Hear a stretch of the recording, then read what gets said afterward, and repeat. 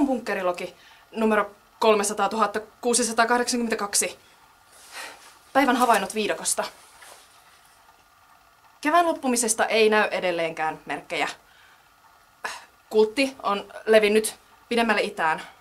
Havaitsin 3 kulttilaista täyslihasuon laidalla. Onneksi bunkkerin läheisyyteen he eivät ole vielä eksyneet. Mitäs sitten? Pääsisäänkäynnille johtava reitti on alkanut kulumaan poluksi. Siirryn käyttämään kaakkoisreittiä seuraaviksi kuukausiksi.